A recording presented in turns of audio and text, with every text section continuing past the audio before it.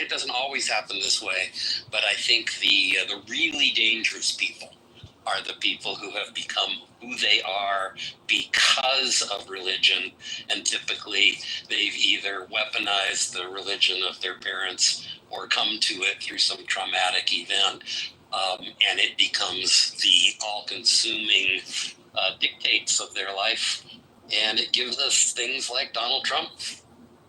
Well, there you go. John would agree with me. I knew he John, of course. Nirvana, what say you? This was not your question, right? This was Bane's question. So Nirvana, what say you? Religion coping mechanism? Is it a crutch? I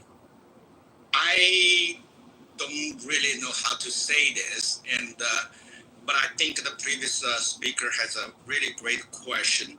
As far as I can tell, is that we human beings seem like spend their life is trying to solve a different question in a different dimension. I think with the self, with the others, with the nature, and the fourth dimension, I think it's a superpower, and you can call it a religion, and whether you define how you define is really based upon your culture and upbringings. That's all I can think about it. If I may, and I'm not sure if you guys already talked about this. I think maybe because I'm kind of late into the room, and I was still kind of trying to figure out the Supreme Court. We'll come back to you. We'll come back to you on that. Okay, we'll come back to you. Uncle Steve, is religion a crutch? Is it a coping mechanism? What make you of? I believe that the main intent of every religion is control. To control the religious population, to, in essence, a form of government, a form of spiritual government, i.e. a necessary evil. It's control. All right. I will weigh in really quickly, and then we'll go to our new speaker here, Oleg. I will just quote from Lauren Jackson, who is a columnist for the New York Times. She has left religion. I think she grew up Mormon. She's an atheist, but she writes the Believing column for the New York Times. She writes about religion and religious trends in the country. So she's a great journalist. Will be a guest on the podcast, I think, this week. I was supposed to have her on last week, but I unfortunately got a little bout of flu or cold or something. So she says this in her most recent column.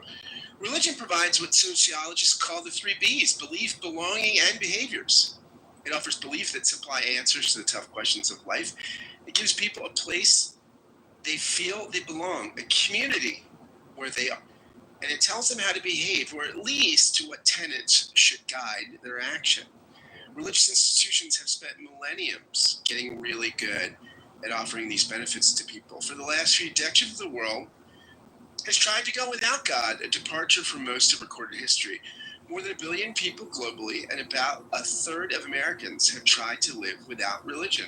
Studies in recent years have offered insights into how that is going. The data doesn't look good. There's overwhelming empirical support for the value of being in a house of worship on a regular basis on all kinds of metrics. Mental health, physical health, having more friends, being less lonely, said Ryan Berg, a former pastor and a leading researcher on religious trends. He is an excellent researcher. I will say that. I know Ryan a little bit. Pew's findings corroborate that idea. Pew, the gold standard. Actively religious people tend to report that they're happier than people who don't practice. Religious Americans are healthier too. They are significantly less likely to be depressed or to die by suicide, alcoholism, cancer, cardiovascular illness, or other causes. In a long-term study, doctors at Harvard found that women who attend religious services once a week were 33% less likely to die prematurely than women who never attended. That's because, said Tyler J. Vanderweel, an author of the Harvard study, they had higher levels of social support, better health behaviors, and greater optimism about the future.